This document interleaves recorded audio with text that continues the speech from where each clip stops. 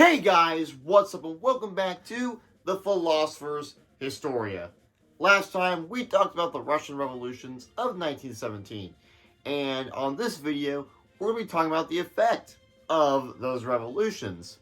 That being this video, and also the Russian Civil War, which is what this video is about. Anyways, yeah, it's about the Russian Civil War. A civil war in such magnitude that would eventually lead to many things, one of those being the creation of the Soviet Union. Anyways, let's not waste any more time. Let's get right into it. Following the events of the October Revolution, along with the fall of the provisional government, the Russian Soviet Federative Socialist Republic would be formed on November 7th, 1917. Though it first didn't have a name, but this new communist state would be solidified on January 19th, 1918, with the abolishment of the Constituent Assembly, which would elect the new Russian government. The Bolsheviks, however, wouldn't risk losing their control because they didn't hold the most seats at the assembly. The Socialist Revolutionary Party did, so to risk not losing their power in Russia, the Bolsheviks terminated the Constituent Assembly, establishing their one-party state. This, along with the fact that many in Russia were anti-Bolshevik, would lead to conflicts and factions rising across the former Russian Empire. The turmoil and the last major offensive on the Eastern Front, known as Operation Vorschlag, would force the Bolsheviks into signing the Treaty of Brest-Litovsk, which forced Soviet Russia to lose its control over Poland, Belarus, Ukraine, the Baltics, and recognizing the independence of Finland, along with ceding other territories. For the Bolsheviks, they had no choice but to sign the treaty as they had only just assumed power and were focusing on the consolidation of Russia. For anti-Bolsheviks, this was extremely unpopular as this made Russia lose more influence due to Soviet control. Influence that they could possibly get back by ridding of the communists. The anti-Bolsheviks would unite and become known as the White Movement, the main enemies of, well, the Reds, being Soviet Russia. While the Bolsheviks were more united in their ideas by the ideals of Marx, the Whites were much more of a mess. The Whites were made up of many different conflicting ideologies, like liberalism, republicanism, monarchism, ultranationalists, and socialist revolutionaries, specifically ones who geared towards the right, who split off from the left socialist revolutionaries.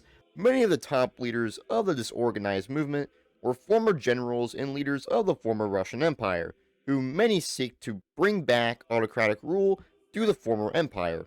Throughout 1918, conflicts would occur between the Reds and the Whites, so many that would make this video the length of Russia itself. There were three main fronts in the Russian Civil War, first being the Southern Front, which was led by Vladimir Kornilov, but with his death, General Anton Denikin would take over command. Most of the volunteer army consisted of Cossacks who heavily opposed Soviet Russia. The battles in this front were fierce, with the Whites capturing many key Russian cities, and by 1919 were prepared to hit Moscow, but this assault completely failed. This side of Russia would also involve the former territories of the Russian Empire, like Ukraine, Belarus, and Poland. This would include the Ukrainian Independence War, which involved the creation of the Ukrainian People's Republic after the collapse of the German-aligned Ukrainian state and unification of the breakaway Austrian West Ukrainian People's Republic. This Ukrainian nation would, after a brief war with the newly independent state of Poland, would ally themselves against the Red Army. They had some victories like the Battle of Kiev, which wouldn't matter because they would lose the city once more. Soviet Russia would push through these breakaway nations, but ultimately, at the Battle of Warsaw, the Polish would narrowly defeat the Soviets, establishing the borders and territorial integrity of the new Polish Republic, and creating the Ukrainian and Belarusian Socialist Republics. This would be known as the Polish-Soviet War. Finland, another former autonomous territory of the Russian Empire, would have their own civil war, resulting in the Whites winning and the Bolsheviks losing, resulting in the creation of the Republic of Finland in 1919. The victorious Whites of Finland and the overall White movement in the Russian Civil War committed terrible anti-Semitic acts against certain groups, especially communists, Jews, and other minorities. This would be known as the White Terror. However, Soviet Russia also had its own form of terror, that being the Red Terror, which involved political repression, executions, and other attacks on the whites and their supporters. Much of these terrible acts would be committed by the Cheka, which were the newly formed Soviet secret police force. That's not all, because the Soviets would commit yet another terrible tragedy, that being the murders of the former Russian royal family, the Romanovs, who were imprisoned in the Alexander Palace but afterwards were moved across Russia as tensions grew with the October Revolution and Civil War. But the Romanovs would finally be settled in a house within the city of Ekaterinburg, which on the night of the 16th to 17th of July 1918 would all be gathered in a room by the Bolsheviks, in which they fired upon the former Tsar Nicholas II, his wife, and their children. Yes, even the children. Their bodies would be destroyed to rid of the evidence. Fun fact, the British almost offered asylum to the Romanovs, but King George V denied it due to the risk of the monarchy losing stability, just like in Russia. A real tragedy. Even the highest-ranking Bolshevik leaders, like Leon Trotsky, even defended the actions of the Red Terror, believing they were justified because of the White Terror. All in all, both sides committed terrible acts during the Civil War, but that wouldn't stop the Entente from picking a side. Following the Revolution, the Entente, consisting of the UK, France, the US, Japan, etc., were highly concerned about the situation in Russia. They wanted Russia back in the Great War, so the German forces could be spread thin once more, but that wouldn't matter with the surrender of the Central Powers on November 11th, 1918. Initially, the Entente got involved in the Civil War at the request of the Soviet Council in Murmansk for the protection from a possible German attack. The Soviets would even allow the safe passage of the Czechoslovak Legion through Siberia so they can get to the Western Front of the Great War. However, things would fall apart, and the Entente would then help aid the White Army, and for a time, the Czechoslovak Legion controlled the Trans-Siberian Railway, the main transportation route from Moscow to Vladivostok in Siberia. The Entente deployed troops in many sectors, most notably to Murmansk and northern Russia, and Siberia, especially Vladivostok, with the Japanese and later American and British forces also landing in 1918. Despite the Entente's financial aid and military support, would never officially recognize White Russia as a legitimate successor to Russia.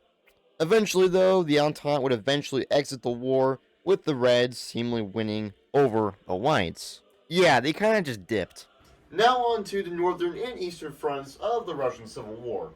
Now, we did kind of just dip into those a little bit when talking about the Entente's involvement, but whatever, let's get into it. The northern front involved the Baltics, which ended up becoming fully independent from Soviet Russia, and heavily involved foreign troops. But in the end, Soviet Russia would win, and after a close siege of Petrograd and many more successful battles, this would lead to the withdrawal of Entente forces. The eastern front in Siberia was where the Whites had the most influence, as the Soviets held control of the major population centers of Russia in the western side. In the opportunity of the White movement fully uniting, members of it would meet in Ufa to create the Russian state on September 23, 1918, which was a new provisional government that was made to give greater unity to the White cause, and a new Russian identity that sought to undo much of what the Bolsheviks allowed, like the reincorporation of former imperial territory that the Bolsheviks lost. However, this government was incredibly weak, and a coup would occur on November 18, 1918, in Omsk, ousting left-wing members of that government. The remaining cabinet members would give Alexander Kolchak complete power of the Russian state, becoming the supreme ruler of Russia. Now, who exactly was Alexander Kolchak? Kolchak was a former Navy officer of the Russian Empire. He was a huge advocate for Russian nationalism and was strongly against the ideals of democracy. These ideals obviously would contribute to him making the Russian state a dictatorship.